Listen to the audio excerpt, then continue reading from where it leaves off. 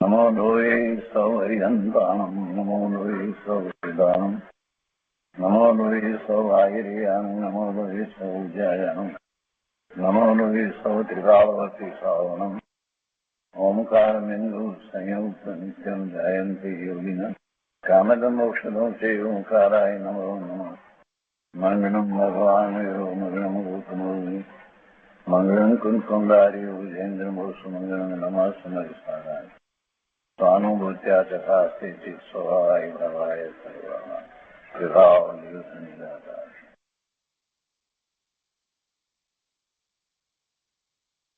શ્રીમદ નેમિચંદ્ર સિદ્ધાંતિ દેવ રચિત દ્રવ્ય સંગ્રહનો સ્વાધ્યાય આપણે કરી રહ્યા છીએ. એમાં બૃહદ દ્રવ્ય સંગ્રહની ગાથા 37 સુધી સ્વાધ્યાય પૂરો કર્યો છે.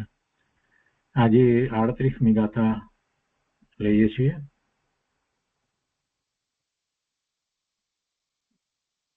દ્રવ્ય સંગ્રહમાં ગાથા 38 સંસ્કૃતમાં ગાથા આ રીતે છે. શુભાશુભ ભાવયુક્તા પુણ્યમ પાપમ ભવંતિ ખલુ જીવા સાતમ શુભાયુ નામ ગોત્રમ પુણ્ય પરાણી પાપમ ચ. 38મી ગાથામાં પુણ્ય અને પાપનું લક્ષણ દર્શાવવામાં આવ્યું છે અને એનો વિસ્તાર લીધો છે. હિન્દીમાં આ ગાથા આ રીતે છે. શુભ અશુભ ભાવ જુત જીવ ભાવ પુણ્ય અરુ પાપ સદીવ સાતા શુભ ગોત્ર અરુ નામ આયુ પુણ્ય પર પાપ નકામ. સંસ્કૃત ગાથાના અન્વયાર્થમાં કહે છે કે જીવા શુભાશુભ ભાવ યુક્તા જીવ શુભ અને અશુભ ભાવોમાં જોડાઈને પુણ્યમ પાપમ ભવંતિ પુણ્યરૂપ અને પાપરૂપ થાય છે. સાતમ શુભાયુ નામ સાતાવેદનીય કર્મ શુભાયુ નામ શુભ નામ ગોત્રમ શુભ ગોત્ર ઉચ્ચ ગોત્ર એ સર્વે પુણ્ય પ્રકૃતિઓ છે. જો પરાણી પાપમ અને અસાતા વેદનીય અશુભ આયુ અશુભ નામ અને નીચ ગોત્ર તથા 4 ઘાતિયા કર્મો તે પાપ પ્રકૃતિઓ છે.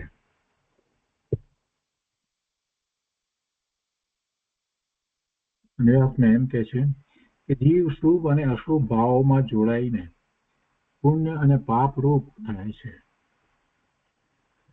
સાતા વેદનીય કર્મ શુભ આયુ શુભ નામ શુભ ગોત્ર એટલે ઉચ્ચ ગોત્ર એ સર્વે પુણ્ય પ્રકૃતિઓ છે.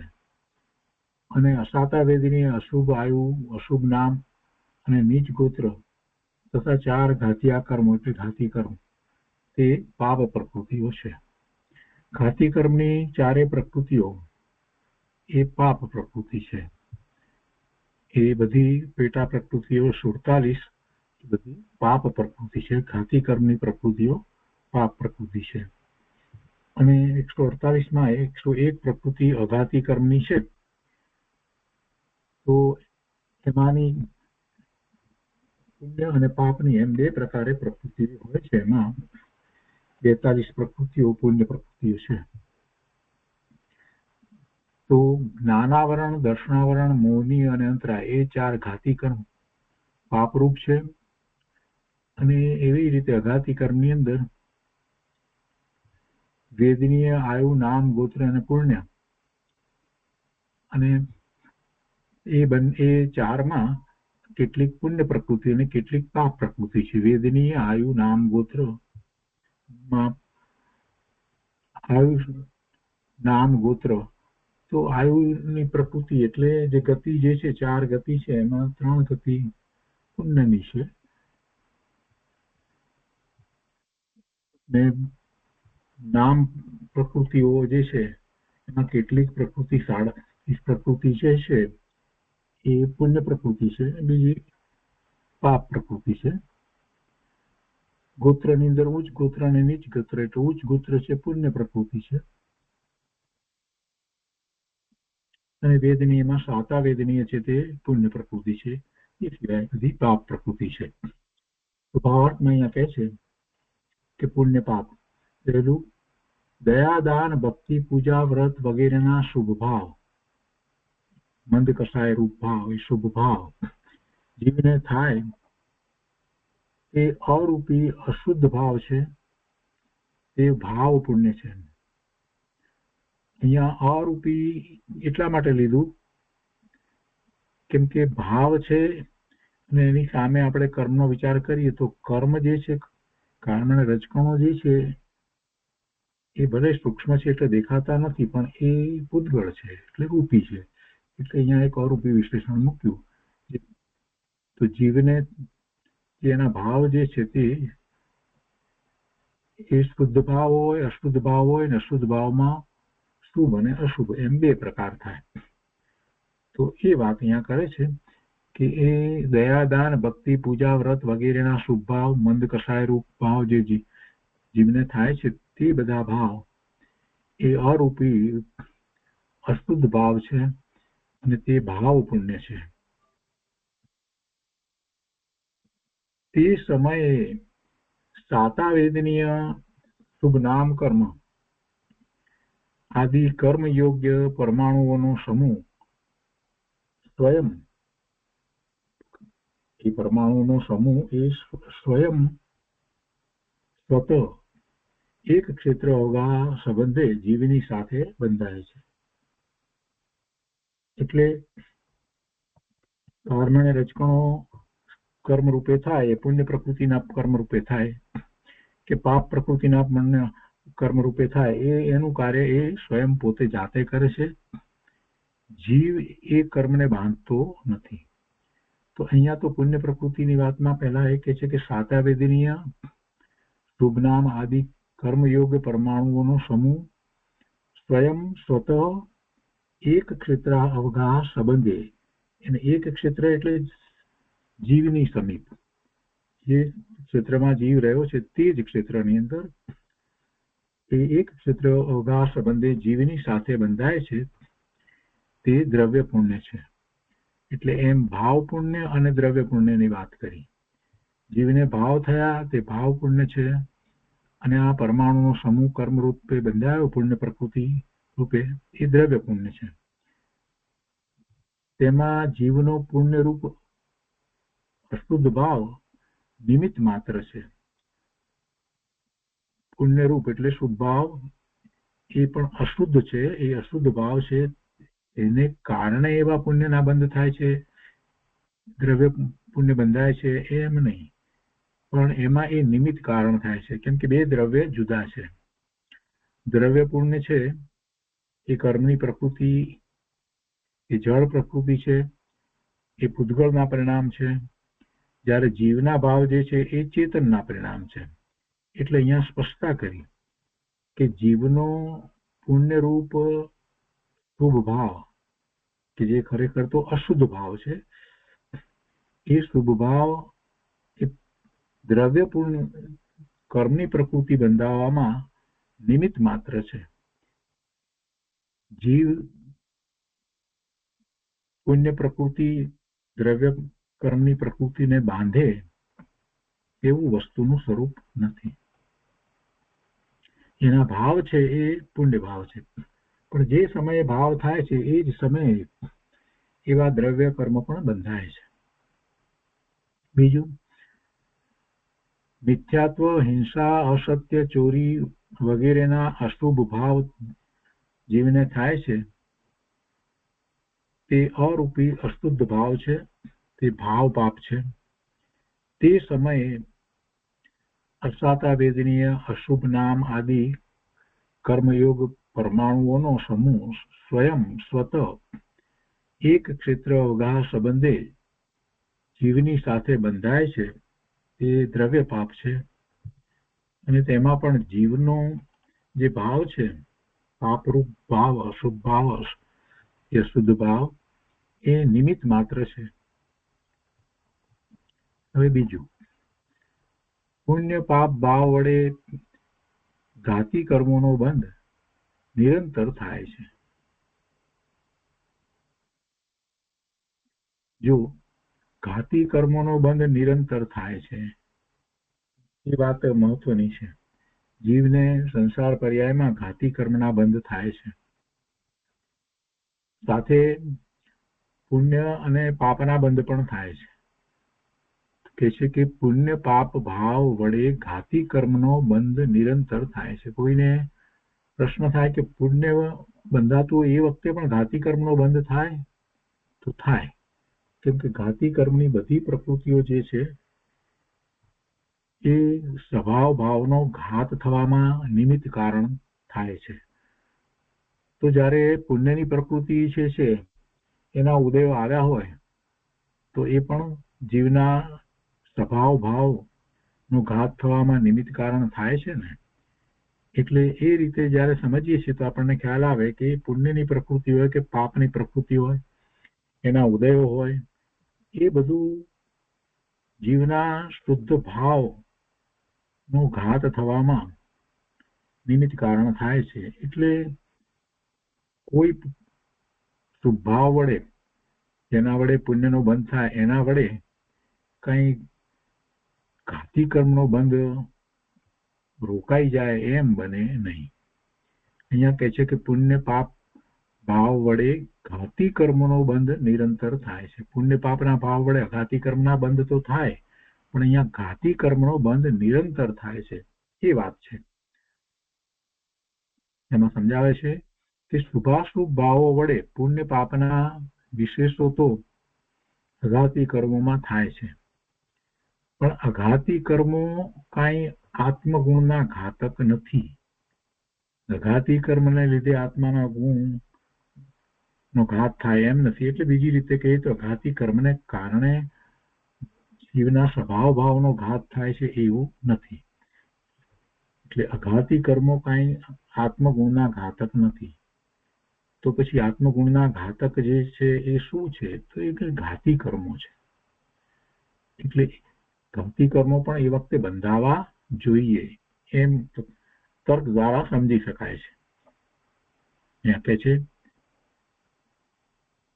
કે પણ અઘાતી કર્મો કાંઈ આત્મગુણના ઘાતક નથી. બીજું, શુભાશુભ ભાવોમાં ઘાતી કર્મનો બંધ તો નિરંતર થાય છે, જે સર્વ પાપ રૂપ જ છે, અને એ જ આત્મગુણનો ઘાતક છે. માટે અશુદ્ધ શુભાશુભ ભાવો વડે કર્મ બંધ થાય તેને ભલો બુરો માનવો એ જ મિથ્યા શ્રદ્ધાન છે. શુભ કે અશુભ બંને ભાવને કારણે એને ઘાતી કર્મનો બંધ તો થાય જ. એ ભલે એ થતા હોય ત્યારે પણ એ તો થાય, એનાથી કઈ ઘાતી કર્મનો બંધ રોકાતો નથી. એટલે એમાં શુભ ભાવ સારો છે અને અશુભ ભાવ ખરાબ છે એવી વાત તો છે જ નહીં. છેવટે તો એ કર્મનો બંધ છે. એટલે એમાં ભલો બુરો માનવો, એવા ભેદ પાડવા, પુણ્ય સારું અને પાપ ખરાબ એવા ભેદ પાડવા, એ મિથ્યા શ્રદ્ધા છે, એ વિપરીત શ્રદ્ધા છે. કેમ કે બંને ભાવ, શુભાશુભ ભાવ છે એ અશુદ્ધ ભાવ છે અને આત્માનો ભાવ શુદ્ધ ભાવ છે. તો જ્યારે અશુદ્ધ ભાવ હોય, જ્યારે અશુદ્ધ ભાવે જીવ પરિણમે, તો ત્યારે એને શુદ્ધ ભાવ તો થતો જ નથી. એટલે બીજી રીતે કહીએ તો શુદ્ધ ભાવનો તો ઘાત થયો. શુભ કે અશુભ ભાવ બંને અશુદ્ધ ભાવ છે. તો અશુદ્ધ ભાવે જીવ પરિણમે ત્યારે એનો સ્વાભાવિક ભાવ જે શુદ્ધ ભાવ જે છે એનો તો ઘાત થાય છે. તો પછી એમાં શુભ ભાવ સારો અને અશુભ ભાવ ખરાબ એવું ક્યાં રહ્યું? એ બંને ભાવ વખતે આત્માનો જે શુદ્ધ ભાવ જે છે એનો તો ઘાત જ થાય છે. એટલે અહીંયા એ રીતે વાતને સમજાવી કે એ અશુદ્ધ ભાવ છે, શુભ અને અશુભ ભાવ એ વડે કર્મનો બંધ થાય તો એને ભલો બુરો માનવો એ જ મિથ્યા શ્રદ્ધાન છે. અને એવા શ્રદ્ધાનથી પુણ્ય પાપ તત્વોની પણ સત્ય શ્રદ્ધા થતી નથી. સાચી શ્રદ્ધા જેમ થવી જોઈએ એવી થતી નથી. અહીંયા કૌંસમાં એક બીજી વાત મૂકી છે કે અહીં કર્મને ઘાતક કયા તે જીવ જ્યારે પોતાના ભાવનો ઘાતક થાય છે ત્યારે દ્રવ્ય કર્મ ઉપર નિમિત્ત તરીકે ઘાતકનો આરોપ આવે છે એમ સમજવું. ખરેખર દ્રવ્ય કર્મ જે છે એ જળ છે, એ જીવના ભાવને કાંઈ કરતા નથી, ઘાત પણ કરતા નથી, બચાવતા પણ નથી, કાંઈ થતું નથી. પણ જીવ પોતે સ્વભાવ ભાવનો ઘાત કરે છે તો એમાં દ્રવ્ય કર્મ છે એ નિમિત્ત છે. ત્રીજું, વાસ્તવિક સ્વરૂપ. પરમાર્થ એટલે વાસ્તવમાં પુણ્ય પાપ ભાવ આત્માને અહિતકર છે. સમ્યક દ્રષ્ટિને પુણ્ય ભાવથી એટલે શુભ ઉપયોગથી આંશિક સંવર નેજરા થાય છે એ માન્યતા જૂઠી છે, ખોટી છે. કોઈને એમ થાય કે મિથ્યા દ્રષ્ટિને તો આ બરાબર છે કે પુણ્ય પાપ ભાવ જે છે અહિતકર છે, પણ સમ્યક દ્રષ્ટિને તો પુણ્ય ભાવ હોય એનાથી એને નિજરા થાય, તો કે ના, એમ નથી. સમ્યક દ્રષ્ટિને નિજરા થાય છે એ કઈ પુણ્ય ભાવને કારણે નથી. એને પણ પુણ્યનો ભાવ જે છે એને કારણે એને તો બંધ પડે છે, પુણ્ય પ્રકૃતિનો બંધ પડે છે. શુભ ભાવથી એને પણ પુણ્ય પ્રકૃતિનો બંધ પડે છે, એનાથી કઈ નિજરા નથી થતી. સમ્યક દ્રષ્ટિ હોય તો બરાબર છે, એને નિજરા થાય, પણ એ નિજરા થાય છે એ શુભભાવથી નથી થતી. શુભભાવથી એને પણ પુણ્યનો બંધ જ થાય છે. આંશિક નિજરા થાય જે વાત કહેવામાં આવે છે એ એના શુદ્ધ ભાવથી થાય છે. અંશે જે શુદ્ધ ભાવ જે છે એની દ્રષ્ટિ સ્વરૂપ તરફ રહે છે એટલે સવિકલ્પ દશામાં પણ એને એ અંશે નિજરા થાય છે, અને નિર્વિકલ્પ દશામાં એને ઘણી નિજરા થાય છે, કેમ કે એ વખતે સંવર હોય છે. પણ એમ નથી કે સમ્યક દ્રષ્ટિને શુભ ઉપયોગથી આંશિક સંવર નિજરા થાય છે, એમ નથી. એ માન્યતા ખોટી છે. ચોથી વાત અહીંયા કહે છે કે શ્રાવક મુનિની શુભ ક્રિયા સંબંધી સ્પષ્ટતા. શ્રાવકની અને મુનિની શુભ ક્રિયા સંબંધી સ્પષ્ટતા કરતા કહે છે કોઈ ભ્રાંતિ આણે છે કે મિથ્યા દ્રષ્ટિની જે યતિપણાની ક્રિયા છે, મુનિપણાની યતિપણાની ક્રિયા મિથ્યા દ્રષ્ટિની છે, તે તો બંધનું કારણ છે. પણ સમ્યક દ્રષ્ટિને જે યતિપણાની શુભ ક્રિયા છે તે મોક્ષનું કારણ છે. કેમ કે અનુભવ જ્ઞાન તથા દયા વ્રત તપ સંયમ રૂપ ક્રિયા બંને મળી જ્ઞાનાવરણ આદિ કર્મોનો ક્ષય કરે છે. પણ આ વાત પણ બરાબર નથી, આ વાત પણ ખોટી છે. આવી પ્રતીતિ કોઈ અજ્ઞાની જીવ કરે, આવી શ્રદ્ધા કોઈ અજ્ઞાની જીવ કરે છે. વાસ્તવમાં એમ નથી. મિથ્યા દ્રષ્ટિની વાત જે રીતે કહી કે મિથ્યા દ્રષ્ટિની જે ક્રિયા છે યતિપણાની, કોઈ પણ પ્રકારે ચારિત્ર વગેરેની યતિપણાની ક્રિયા જે છે એ તો બંધનું કારણ છે, અને જેવી ક્રિયા છે એ પ્રમાણે પુણ્યના બંધ પડે છે યતિપણાની ક્રિયામાં તો. પણ સમ્યક દ્રષ્ટિને શુભ ક્રિયા જે છે એ મોક્ષનું કારણ છે એવી જે માન્યતા જે છે એ પણ ખોટી છે. સમ્યક દ્રષ્ટિને યતિપણાની શુભ ક્રિયા છે તે મોક્ષનું કારણ છે, કેમ કે અનુભવ જ્ઞાન એને થયું છે, તો અનુભવ જ્ઞાન સમ્યક દ્રષ્ટિ છે તો એ તથા આ દયા વ્રત તપ સંયમ રૂપ જે ક્રિયા એ બંને મળી અને આ જ્ઞાનાવરણ આદિ ઘાતી કર્મની પ્રકૃતિઓ છે એનો ક્ષય કરે છે. આવી ખોટી શ્રદ્ધા અજ્ઞાની જીવ કરે છે. ખરેખર એમ વસ્તુ સ્વરૂપ નથી. તો પછી કઈ રીતે છે સમ્યક દ્રષ્ટિને કેવી રીતે એ જ્ઞાનાવરણ આદિ કર્મ ઘાતી કર્મની પ્રકૃતિઓ જે છે એમના ઘાત થાય છે, નિજરા થાય છે? તો એનું સમાધાન આપતા અહીંયા કહે છે કે જેટલી શુભ અશુભ ક્રિયા બહિર્જલપ્રૂપ વિકલ્પ, બહિર્જલપ્રૂપ વિકલ્પ એટલે પરનું લક્ષ કરીને થતા વિકલ્પ, અથવા તો અંતરજલપ્રૂપ વિકલ્પ એટલે સ્વરૂપનું લક્ષ કરતા જે થતો શુભભાવ રૂપ વિકલ્પ, એ પણ વિકલ્પ છે એટલે શુભભાવ છે. અથવા તો દ્રવ્યના વિચાર, પોતાનું શુદ્ધ દ્રવ્ય છે એવો વિચાર, અથવા શુદ્ધ સ્વરૂપના વિચાર, પોતે શુદ્ધ સિદ્ધ સમાન પૂર્ણ પવિત્ર છે એવો વિચાર ઇત્યાદિ સમસ્ત એ બધું કર્મ બંધનું જ કારણ છે. એનાથી કર્મના બંધ પડે છે.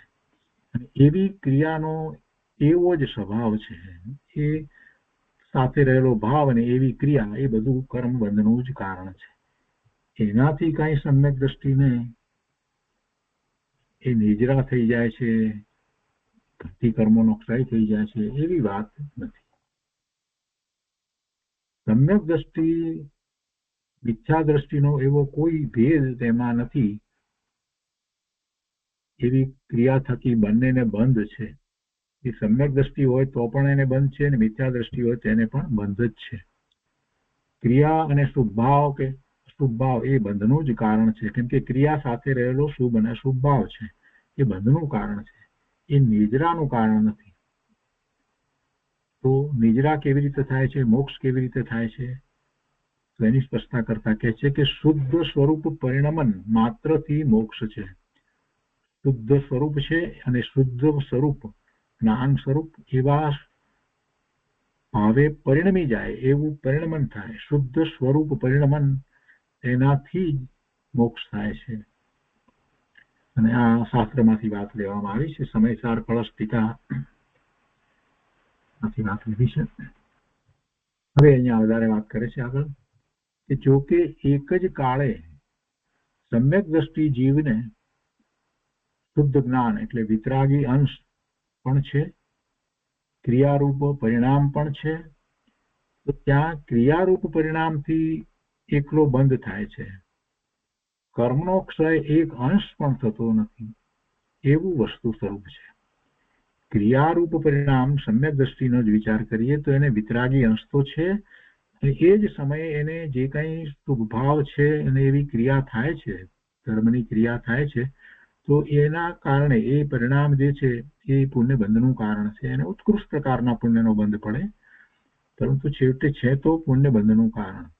એમાં એક ક્રિયારૂપ પરિણામ છે, તો ત્યાં ક્રિયારૂપ પરિણામથી એકલો બંધ થાય છે. કર્મનો ક્ષય એક અંશ પણ થતો નથી એવું વસ્તુ સ્વરૂપ છે.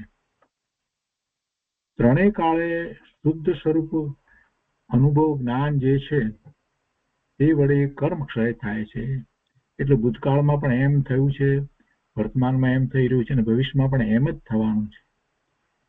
શુદ્ધ સ્વરૂપ અનુભવ જ્ઞાન, શુદ્ધ સ્વરૂપ અનુભવ જ્ઞાન છે એ વડે કર્મનો ક્ષય થાય છે. શુદ્ધ સ્વરૂપ અનુભવ જ્ઞાન એટલે પોતાના સ્વરૂપમાં એકાગ્રતા કરતા શુદ્ધ ભાવે પરિણમે છે કે જ્ઞાન ભાવે પરિણમે છે, એ દ્વારા જ કર્મ ક્ષય થાય છે. કેમ કે ત્યારે સંવરની દશા છે, અને એ વખતે સંવર છે એટલે એક અંશ માત્ર પણ બંધ થતો નથી. નિર્વિકલ્પ ધ્યાનની દશા છે એ વખતે એને એક અંશ માત્ર પણ બંધ થતો નથી. વસ્તુનું જ એવું સ્વરૂપ છે. ક્રિયારૂપ પરિણામથી સંવર નિજરા અંશ માત્ર થતા નથી. ક્રિયારૂપ પરિણામથી સંવર પણ ન થાય અને નિજરા પણ ન થાય. એનાથી તો સાથે રહેલો જે શુભ કે શુભ ભાવ છે, તો એવા પુણ્ય અથવા પાપના બંધ થાય. એટલે કહે છે કે ક્રિયારૂપ પરિણામથી સંવર નિજરા અંશ માત્ર થતા નથી. પછી એ સમ્યક દ્રષ્ટિ હોય કે મિથ્યા દ્રષ્ટિ હોય, બંનેને માટે એ જ વાત છે. પણ તેનાથી શું થાય તો કે જ્ઞાનાવરણ આદિ કર્મનો બંધ થાય છે. એટલે ઘટતી કર્મની પ્રકૃતિનો બંધ નિરંતર થયા કરે છે. એ જે વાત હતી એ આ બંને રીતે સ્પષ્ટ કરી. ઘટતી કર્મની પ્રકૃતિનો બંધ અટકે નહીં, એની નિજરા થાય નહીં. શુદ્ધ ભાવે થાય ત્યારે થાય, અને જેને સમ્યક દર્શન થયું છે એને દ્રષ્ટિ સ્વરૂપ તરફ રહે છે, એટલે અંશે એને એવી નિજરા થાય છે. અહીંયા કહે છે પાંચમાનું કે પુણ્ય પાપમાં વ્યવહારને વિશેષ હોવા છતાં નિશ્ચય ભેદ નથી.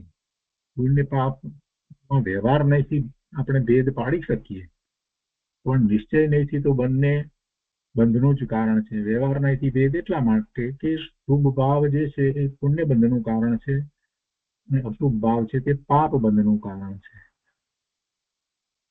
અને પુણ્ય ભાવમાં એવા ઉત્કૃષ્ટ જે પુણ્ય બંધાય છે તો એને કારણે પુણ્યનો બંધ પડે છે એને ભવિષ્યમાં પણ પરમાર્થે પોતાના સ્વરૂપની પ્રાપ્તિનો પુરુષાર્થ કરે છે તો એમાં એ સહકારી કારણ થાય છે. તો એ વાત અહીંયા સમજાવી છે કે શુભ ઉપયોગથી સાધ્ય જે ઇન્દ્રિય સુખ, શુભ ઉપયોગથી પુણ્ય બંધ થાય અને એનાથી ઇન્દ્રિય સુખ, તે નિશ્ચય તો ખરેખર તો દુઃખ છે, સુખ નથી, પણ કહેવા માત્ર સુખ કહેવાય છે તે એટલે અનુકૂળતા વગેરે હોય છે. વ્યવહારને એ શુભ ઉપયોગથી જે પુણ્યનો બંધ પડ્યો તે એટલે કે શુભ ઉપયોગથી સાધ્ય જે ઇન્દ્રિય સુખ તે નિશ્ચય દુઃખ છે, છતાં એ વ્યવહારને વિશેષ હોવા છતાં નિશ્ચયને એ પ્રસિદ્ધ છે કે શુદ્ધ ઉપયોગથી વિલક્ષણ એવા શુભાશુભ યોગમાં ભિન્નતા કોઈ રીતે થઈ શકતી નથી. શુભાશુભ ઉપયોગના દ્વૈતની માફક અને સુખ દુઃખના દ્વૈતની માફક પરમાર્થે પુણ્ય પાપનું દ્વૈત ટકતું નથી. અહીંયા ભલે એમ કહીએ કે શુભ ઉપયોગ છે એ અશુભ ઉપયોગ કરતા વિશેષ છે એટલે સારો છે એમ કહેવામાં આવે, એ બધું વ્યવહારને કહેવામાં આવે. એટલે વ્યવહારને વિશેષ છે એટલે કે છે કે વ્યવહારને વિશેષ હોવા છતાં નિશ્ચયને શું છે, નિશ્ચયને છે એ મૂળ વાત છે. એટલે કે છે કે નિશ્ચયને એ પ્રસિદ્ધ છે કે શુદ્ધ ઉપયોગથી વિલક્ષણ એટલે આ અશુદ્ધ, શુદ્ધ ઉપયોગથી વિલક્ષણ એવા શુભાશુભ ઉપયોગમાં, શુભ અને અશુભ ઉપયોગમાં ભિન્નતા કોઈ રીતે થઈ શકતી નથી. એ બંને એ શુદ્ધથી વિલક્ષણ જ છે. શુભાશુભ ઉપયોગના દ્વૈતની માફક એટલે એનું બેપણું છે, શુભ અને અશુભ એવું, એના દ્વૈતની માફક અને સુખ દુઃખના દ્વૈતની માફક, એમાં પણ સુખ અને દુઃખ એ બે જુદું જુદું છે, જુદા જુદા પ્રકારે છે. એની માફક પરમાર્થે આ પુણ્ય પાપનું દ્વૈત રહેતું નથી, ટકતું નથી. એટલે પરમાર્થે એ બંને કંઈક બે પ્રકારે કંઈક કાર્ય કરે છે એમ નથી. પરમાર્થે પુણ્ય પાપનું બેપણું દ્વૈત પરમાર્થે એ કંઈ રહેતું નથી, ટકતું નથી. કારણ કે બંનેમાં અનાત્મ ધર્મપણું સમાન છે. પુણ્ય હોય કે પાપ હોય એ બંનેમાં આત્મપણું નથી, એમાં અનાત્મ ધર્મપણું સરખું છે. એ રીતે પુણ્ય પાપમાં તફાવત નથી. પણ એવું જે માનતો નથી કે પુણ્ય પાપમાં તફાવત નથી, એવું આ પરમાર્થે કોઈ તફાવત નથી એમ જે માનતો નથી તે મોહાચ્છાદિત વર્તતો થકો, મોહ સહિત વર્તો થકો ઘોર અપાર સંસારમાં પરિભ્રમણ કરે છે અને દુઃખને જ અનુભવે છે. તો એ રીતે આ 38મી ગાથા વિસ્તાર થયો, આ રીતે ભાવાર્થ થયો. હવે આપણે બૃહદ દ્રવ્ય સંગ્રહમાં પૂજ્ય બ્રહ્મદેવજીએ 38મી ગાથાની જે ટીકા લખી છે એ ટીકા લઈએ અને એ પછી ભાવાર્થ વગેરે લઈએ. તો શરૂઆતમાં અહીંયા ગાથાર્થમાં 38મી ગાથાના ગાથાર્થમાં કહે છે કે શુભ અને અશુભ પરિણામોથી યુક્ત જીવો, એવા પરિણામોથી યુક્ત જીવો, શુભ અને અશુભ પરિણામોથી યુક્ત જીવો સંસાર પર્યાયમાં છે ત્યાં સુધી જીવો શુભ અને અશુભ પરિણામ સહિત જ હોય. શુભ અને અશુભ પરિણામોથી યુક્ત જીવો ખરેખર પુણ્ય પાપરૂપ હોય છે. હવે સમ્યક દર્શન થયું હોય, નિર્વિકલ્પ ધ્યાનમાં હોય તો પણ સંસાર પર્યાયમાં છે અને એ ભલે ને સાતમે છઠ્ઠે ઝૂલતા હોય ત્યારે પણ પાછા સાતમેથી છઠ્ઠે તો આવે છે ને, એટલે ત્યારે એમને શુભ પરિણામ હોય અને ભૂમિકા અનુસાર શુભ અશુભ પરિણામથી જીવ યુક્ત છે. જ્યારે સાતમા ગુણસ્થાનથી આગળની બધી દશા જે છે એમાં જ નિર્વિકલ્પ ધ્યાનમાં હોય છે, ત્યારે કોઈ વિકલ્પ હોતા નથી. એ તો શ્રેણી ચડે ત્યારની વાત છે. તો અહીંયા તો કહે છે કે શુભ અને અશુભ પરિણામથી યુક્ત જીવો ખરેખર એમાં મિથ્યા દ્રષ્ટિ પણ આવ્યા અને સમ્યક દર્શન થાય ત્યાર પછીની વાત લઈએ તો પણ ત્યારે પણ એ પુણ્ય પાપ રૂપ હોય છે. શુભ ભાવે છે ત્યારે પુણ્ય રૂપ છે, અશુભ ભાવે છે તો પાપ રૂપ હોય છે. એટલે એવા બંધ એમને થાય છે. સાતાવેદનીય શુભ આયુ, શુભ નામ તથા ઉચ્ચ ગોત્ર એ પુણ્ય પ્રકૃતિ છે. બાકીની બધી પાપ પ્રકૃતિ છે. ટીકામાં એનો વિસ્તાર કરતા કહે છે કે પુણ્યમ પાવમ હવંતી ખલુ જીવા, ચિદાનંદ એક સહજ શુદ્ધ સ્વભાવથી જીવો પુણ્ય પાપ બંધ મોક્ષ આદિ પર્યાય રૂપ વિકલ્પોથી રહિત હોવા છતાં પણ.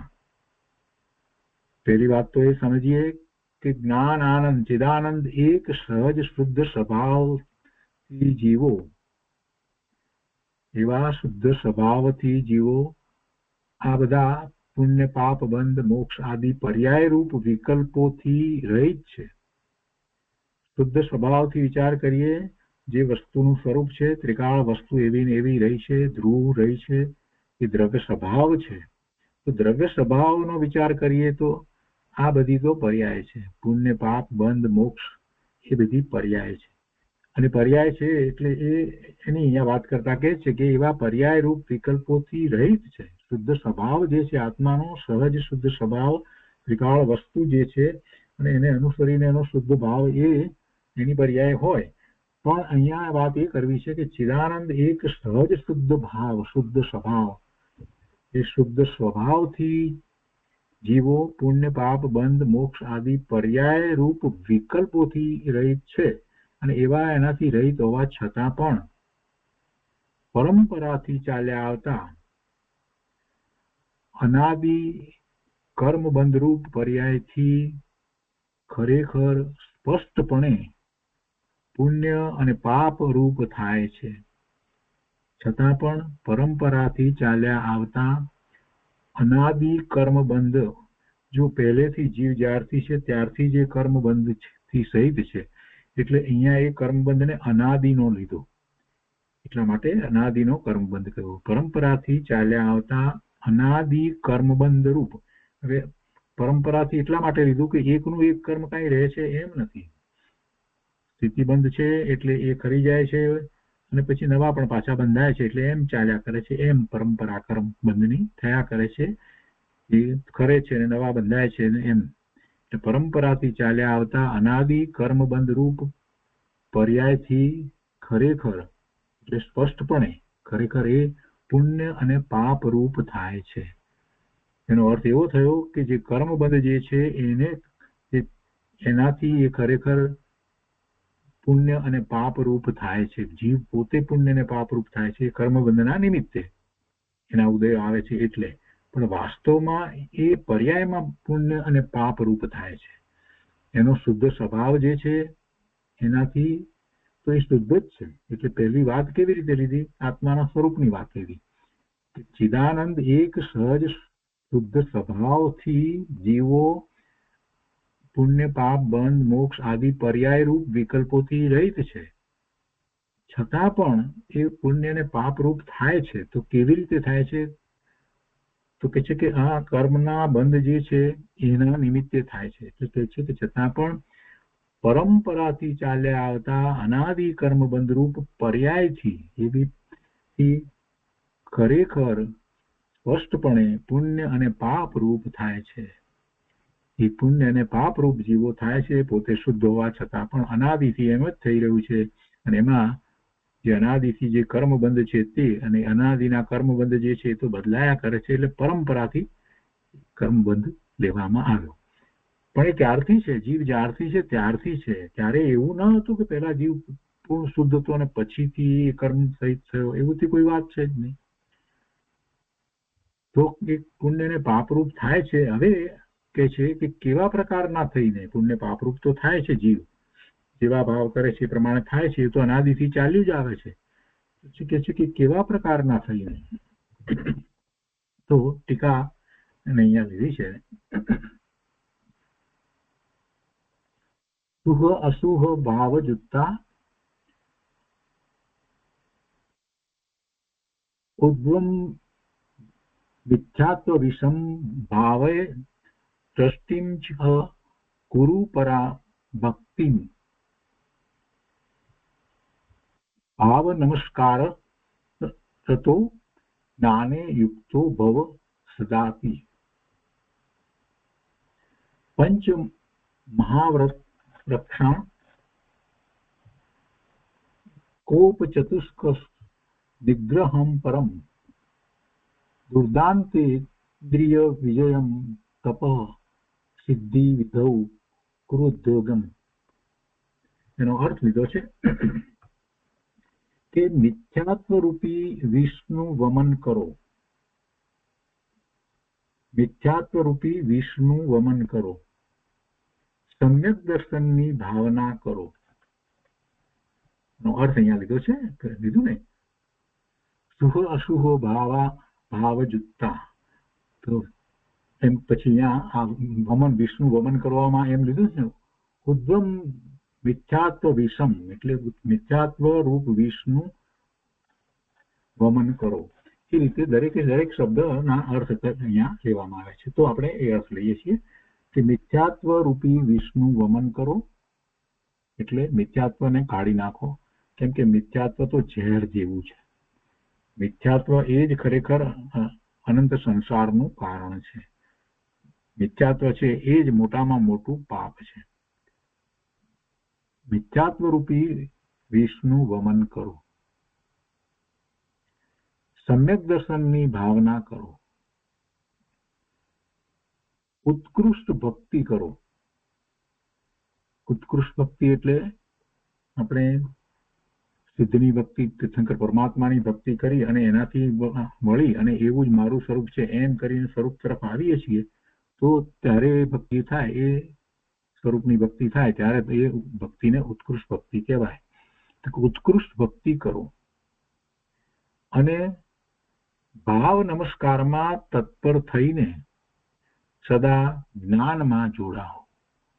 ભાવ નમસ્કારમાં તત્પર થઈને સદા જ્ઞાનમાં જોડાઓ. જ્ઞાન એટલે આત્માનું જ્ઞાન, એમાં જોડાઓ અને 5 મહાવ્રતોની રક્ષા કરો. ક્રોધ આદિ 4 કષાયોનો પૂર્ણ નિગ્રહ કરો. હવે પોતે જ્ઞાન ભાવમાં જ રહે તો પછી આ જે 4 કષાયો જે છે ને એવા ઉત્પન્ન થાય નહીં. ભાવ નમસ્કારમાં તત્પર થઈ અને સદા જ્ઞાનમાં જોડાઓ તો પછી એને કષાયો ન થાય. 5 મહાવ્રતોની રક્ષા કરો. ક્રોધ આદિ 4 કષાયોનો પૂર્ણ નિગ્રહ કરો. પ્રબળ ઇન્દ્રિયોનો વિજય કરો. ઇન્દ્રિયોના વિષયો જે છે એને જીતી લો. એમાં ઇષ્ટ અનિષ્ટની કલ્પના કરવી નહીં. અને તપને સિદ્ધ કરવાની વિધિનો ઉદ્યમ કરો. ઈચ્છા નિરોધ તપ. ઈચ્છા કોઈ ઉત્પન્ન જ ન થાય એને આપણે તપ કહીએ છીએ. તો કે છે કે તપને સિદ્ધ કરવાની વિધિનો ઉદ્યમ કરવો. આ રીતે ઉપરની 2 આર્યામાં કહેલા લક્ષણવાળા શુભ ઉપયોગરૂપ પરિણામથી અને તેનાથી વિપરીત અશુભ ઉપયોગરૂપ પરિણામથી યુક્ત પરિણત જીવો પુણ્ય પાપ રૂપ થાય છે. તો કેવી રીતે પુણ્ય પાપ રૂપ થાય છે એ અહીંયા થયું. વધારે વાત એમાં શેની લીધી? શુભ ઉપયોગની વાત લીધી. એટલે કે શુભ ઉપયોગરૂપ પરિણામથી અને એમ નથી કરતા તો એનાથી વિપરીત એવા અશુભ ઉપયોગરૂપ પરિણામથી યુક્ત પરિણત જીવો પુણ્ય પાપ રૂપ થાય છે. હવે કહે છે કે પુણ્ય અને પાપના ભેદ. પુણ્ય અને પાપના ભેદ કહે છે કે સાદમ સુહાઉ જ્ઞાનમ ગોદમ પુણ્યમ. સાતાવેદનીય, શુભ આયુ, શુભ નામ અને ઉચ્ચ ગોત્ર એ કર્મ તો પુણ્ય રૂપ છે. એ કર્મની પ્રકૃતિ પુણ્ય પ્રકૃતિ છે. અને પરાણી પાવમ છે તેનાથી અન્ય કર્મો પ્રકૃતિઓ છે એ બધી પાપ રૂપ છે. તો તે આ પ્રમાણે કઈ રીતે એનો જરાક વિસ્તાર કર્યો છે. જો સાતા વેદનીય એક પ્રકૃતિ, વેદનીય કર્મની પ્રકૃતિમાં સાતા વેદનીય અને અસાતા વેદનીય, તેમાં સાતા વેદનીયની એક પ્રકૃતિ છે તે. પછી આયુષની પ્રકૃતિ કહીએ અથવા તો ગતિની પ્રકૃતિ કહીએ તો 4 ગતિમાંથી 3 ગતિ અહીંયા લીધી છે. તિર્યંચ, મનુષ્ય અને દેવ, એ 3 આયુષ, એ 3 એટલે કુલ થયા 4. પછી સુભગ, યશ, કીર્તિ, તીર્થંકરપણું વગેરે નામ કર્મની 37 પ્રકૃતિઓ. પેલી 4 અને 37 પ્રકૃતિઓ નામ કર્મની, એમાં યશ નામ કર્મ ને તીર્થંકર નામ કર્મની પ્રકૃતિઓ અને પેલા જે જીવના જે બંધારણો જે વગેરે છે એ ઋષભ નારાજ અને વૃદ્ર નારાજ અને નારાજ એ પ્રમાણેના, એવી કુલ બધી થઈ અને જે પ્રકૃતિઓ જે છે એ 37 પ્રકૃતિઓ જે છે એ પુણ્ય પ્રકૃતિ હોય છે. એટલે 37 પ્રકૃતિઓ આ. અને ઉચ્ચ ગોત્રની 1, ઉચ્ચ ગોત્ર અને નીચ ગોત્ર એટલે ઉચ્ચ ગોત્ર 1. તો એ રીતે કુલ 42 પુણ્ય પ્રકૃતિઓ જાણવી. 42 પુણ્ય પ્રકૃતિ હોય. આ બધી પ્રકૃતિઓ અઘાતી કર્મની પ્રકૃતિઓ છે. આયુષ્યની પ્રકૃતિ 3 લીધી, તિર્યંચ, મનુષ્ય અને દેવ. નામની 37 લીધી, 40 લીધી. ગોત્રની 1 અને વેદનીયની 1, એમ કરી અને 42 પ્રકૃતિઓ પુણ્ય પ્રકૃતિ છે. અને બાકીની 82 પાપ પ્રકૃતિ છે. એટલે અઘાતી કર્મની પ્રકૃતિઓમાં 42 પ્રકૃતિઓ જે છે એ પુણ્ય પ્રકૃતિ છે. હવે અહીંયા આગળ કહે છે કે દર્શન વિશુદ્ધિ, વિનય સંપન્નતા, શીલ અને વ્રતોમાં અતિચાર રહિત આચરણ, નિરંતર જ્ઞાન ઉપયોગ, સંવેગ, શક્તિ અનુસાર ત્યાગ, શક્તિ અનુસાર તપ, સાધુ સમાધિ, વયાવૃત કરવી, અરહંત ભક્તિ, આચાર્ય ભક્તિ, બહુશ્રુત ભક્તિ, પ્રવચન ભક્તિ, આવશ્યકોમાં હાનિ ન કરવી, માર્ગ પ્રભાવના અને પ્રવચન વાત્સલ્ય. એ 16 કારણ છે તીર્થંકર પ્રકૃતિના બંધના કારણ છે. આમાં પેલું તીર્થંકર પ્રકૃતિ જે છે એ પુણ્યની સર્વોત્કૃષ્ટ પ્રકૃતિ તીર્થંકર નામકર્મ પ્રકૃતિ છે. તો નામકર્મની પ્રકૃતિ, પણ એ તીર્થંકર નામકર્મની પ્રકૃતિ બધાને કઈ બંધાય એવું હોતું નથી. સમ્યક દ્રષ્ટિને જ હોય. અને એમાં 16 કારણ ભાવનાની વાત કરવામાં આવે છે. 16 કારણ એટલે એવા પ્રકારના શુભભાવ. તો એ 16 પ્રકારના શુભભાવ આ રીતે કહેવાયા છે. કયા કયા છે? એ દર્શન વિશુદ્ધિ, વિનય સંપન્નતા 2. પછી ત્રીજું શીલ અને વ્રતોમાં અતિચાર રહિત આચરણ, એટલે ત્રીજું અતિચાર રહિત આચરણ. શીલ અને વ્રતની અંદર કોઈ અતિચાર ન લાગે એવું આચરણ થાય.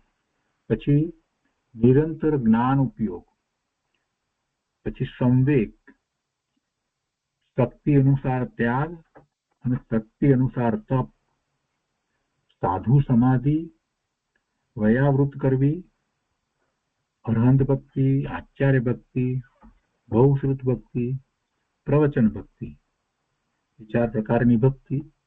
અને આવશ્યકોમાં હાનિ ન કરવી. મોક્ષ આવશ્યકોમાં હાનિ ન કરવી. આપણે પ્રતિક્રમણ વગેરે કરીએ છીએ આવશ્યક જે છે, અને એમાં તો મુનિને છે તો એના પ્રમાણે જે આવશ્યક જે છે તેમાં કોઈ હાનિ ન કરવી. માર્ગ પ્રભાવના અને પ્રવચન વાત્સલ્ય. તો એ તીર્થંકર પ્રકૃતિના બંધના કારણ છે. એ 16 કારણ છે. તો એ ઉપરોક્ત લક્ષણવાળા 16 ભાવનાઓથી ઉત્પન્ન તીર્થંકર નામ કર્મ વિશિષ્ટ પુણ્ય છે. એવી પુણ્યની પ્રકૃતિ એનાથી બંધાય છે.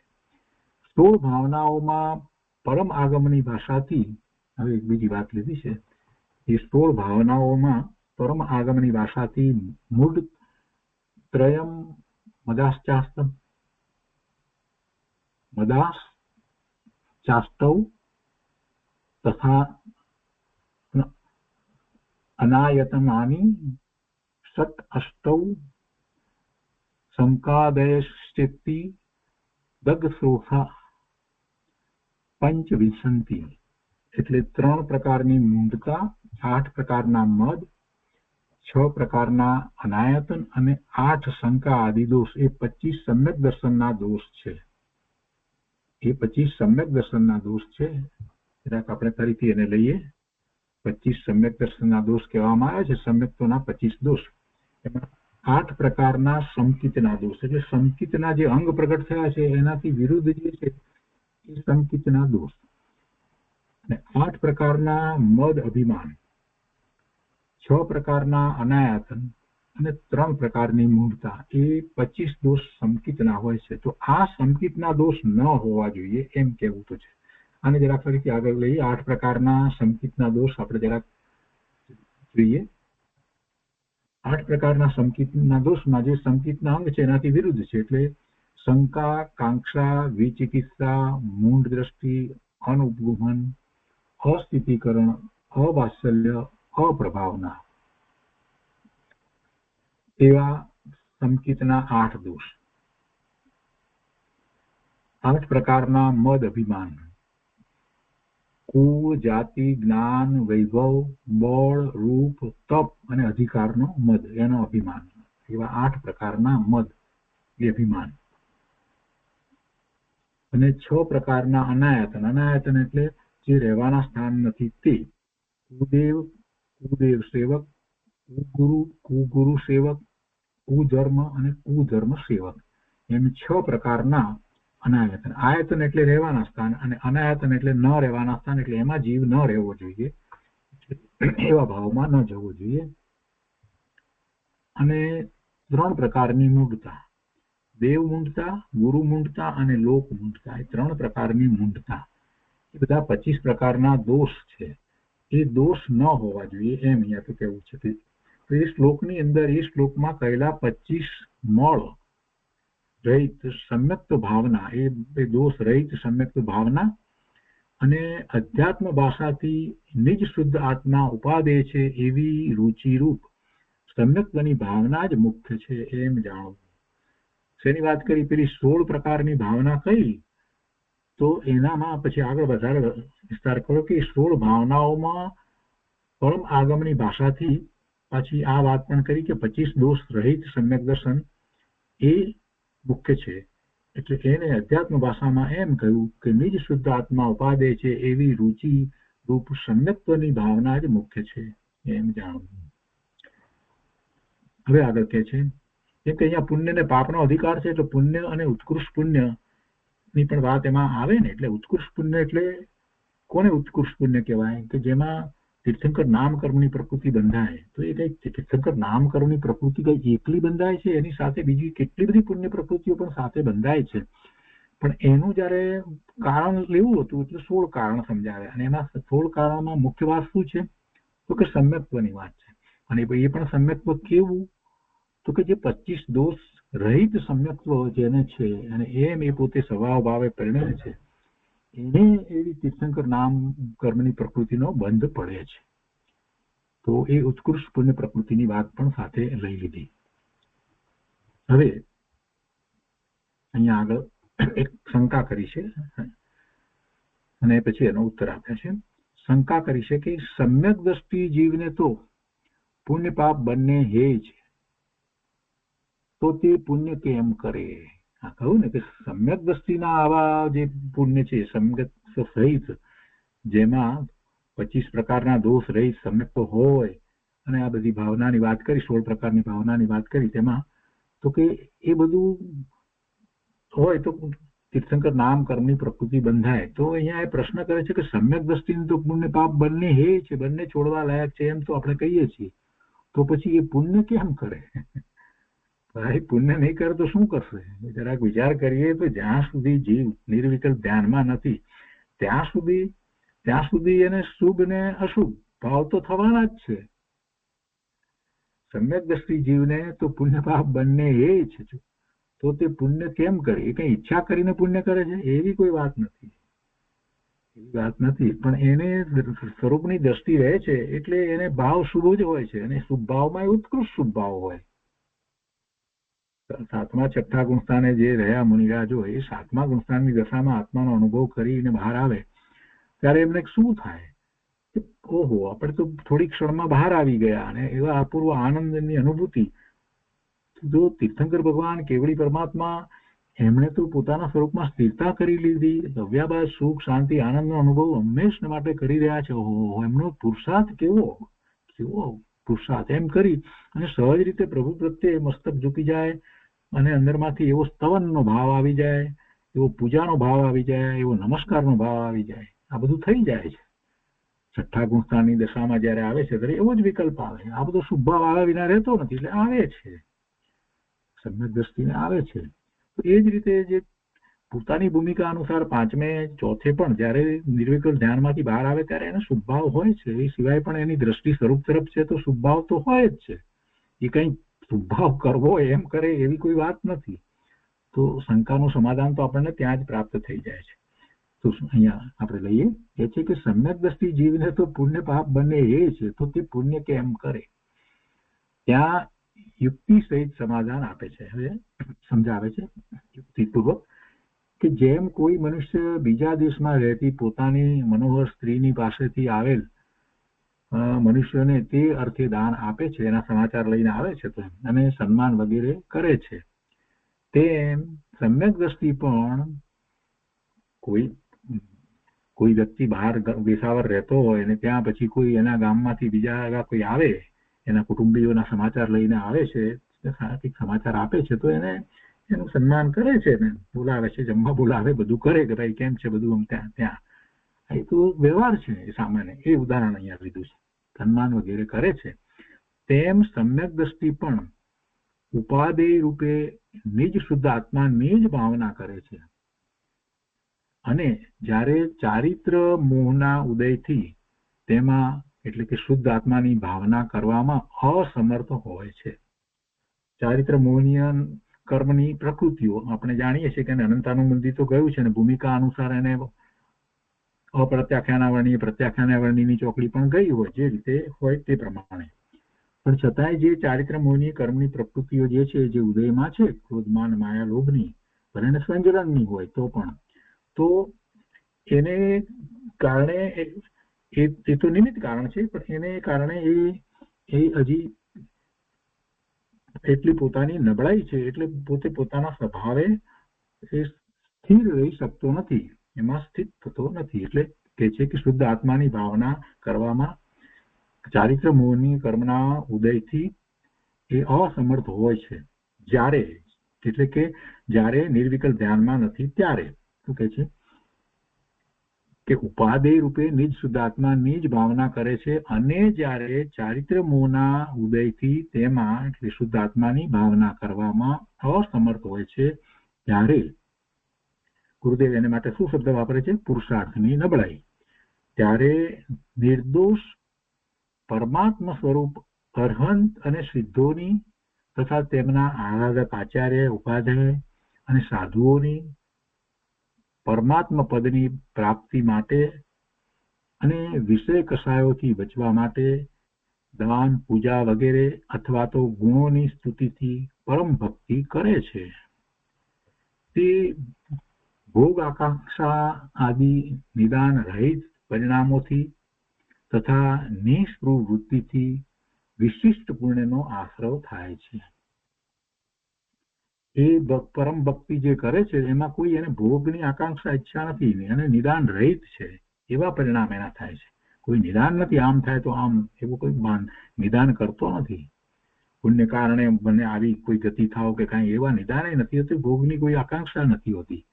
તો કે છે કે તે ભોગ આકાંક્ષા આદિ નિદાન રહિત પરિણામથી એવા પરિણામ એના શુભ ભાવના થાય છે. તથા બીજું શું છે?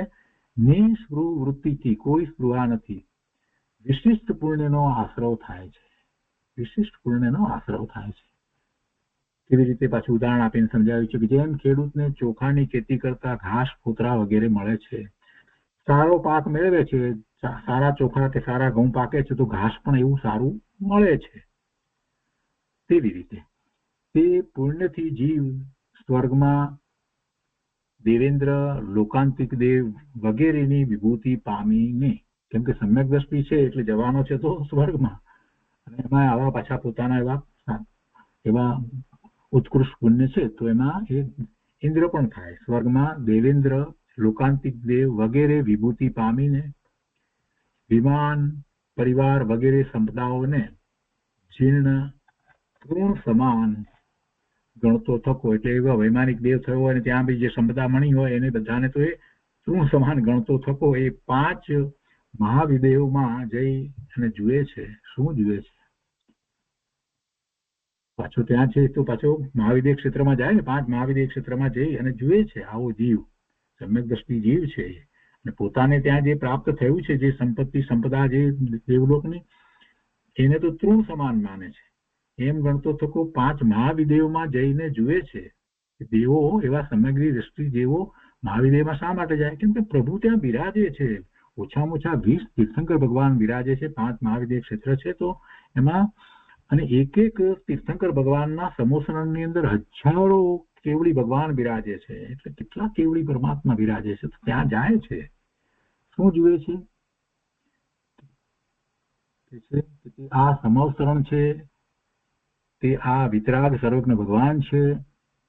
આ સમોસરણ છે અને પછી સામે વિતરાગ પરમાત્મા બિરાજમાન છે, સર્વજ્ઞ ભગવાન, તીર્થંકર ભગવાન અને કેવડી પરમાત્મા, એ બધા જ જુએ છે. આ છે અને તે આ ભેદાભેદ રત્નત્રયના આરાધક ગણધરદેવ આદિ છે, જે પહેલા સાંભળ્યા હતા તેમને આજ પ્રત્યક્ષ જોયા, એમ સમજીને ધર્મમાં બુદ્ધિ વિશેષ દ્રઢ કરીને ચોથા ગુણસ્થાનને યોગ્ય આત્મભાવનાને ન છોડતા, કેમ કે એનું ગુણસ્થાન તો ચોથું હોય ને, દેવલોકમાં ગયો હોય એનું, એને 5મું હોય નહીં.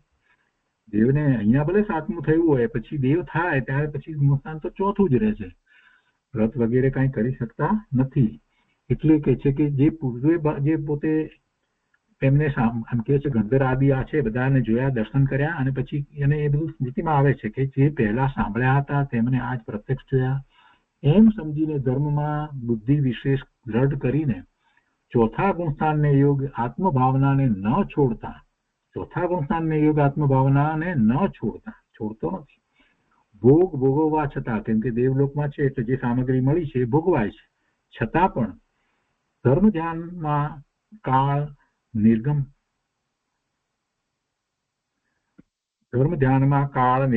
કરી, એટલે એમાં જ કાળ વિતાવીને સ્વર્ગમાંથી આવીને તીર્થંકર આદિ પદને પામે છે. એટલે પછી ત્યાંથી સ્વર્ગમાંનું આયુષ્યનું પૂરું થાય છે, ત્યાર પછી મનુષ્ય થાય છે અને ત્યાર પછીથી એવા કર્મની પ્રકૃતિ, તીર્થંકર નામ આદિ કર્મ પ્રકૃતિ બાંધી હોય તો એ પ્રમાણે એવી રીતે તીર્થંકર થઈને થાય છે.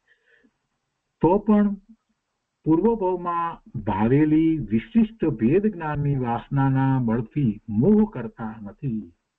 પછી જીન દીક્ષા લઈ પુણ્ય અને પાપથી રહિત નિજ પરમાત્માના ધ્યાન વડે મોક્ષે જાય છે. એટલે દેવનું આયુષ્ય પૂરું થયા પછીથી નિયમથી મનુષ્ય થાય અને એમાં જીન દીક્ષા લઈ પુણ્ય અને પાપથી રહિત નિજ પરમાત્માના ધ્યાન વડે મોક્ષે જાય છે. મોહ કરતા નથી. મિથ્યા દ્રષ્ટિ તો તીવ્ર નિદાન બંધવાળા પુણ્યથી ભોગ પ્રાપ્ત કરીને પછી અર્ધ ચક્રવર્તી રાવણ આદિની જેમ નરકે જાય છે. તો આ પુણ્ય કેમ બાંધે છે, અથવા તો પુણ્ય પાપની જે વાત કરી સમ્યક દ્રષ્ટિ માટેની, તો એમાં પુણ્ય શા માટે, તો એનું અહીંયા સમાધાન આપ્યું. આજનો સ્વાધ્યાય આપણે અહીંયા સુધી રાખીએ છીએ.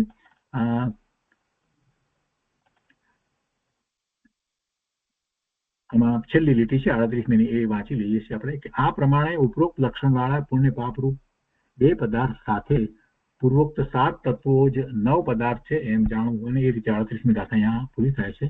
હવે એના પછી જે છે એ આ વાત આપણે આવતા સ્વાધ્યાયમાં લેતા પહેલા પૂજ્ય ગુરુદેવનું પ્રવચન 38મી ગાથા ઉપર છે તે લઈશું, અને એ પછી પરિશિષ્ટ વગેરે છે તે આપણે લઈશું. તો 38મી ગાથા નો આપણે શાસ્ત્રમાંથી અભ્યાસ અહીંયા પૂરો કરીએ છીએ, વાંચન પૂરું કરીએ છીએ.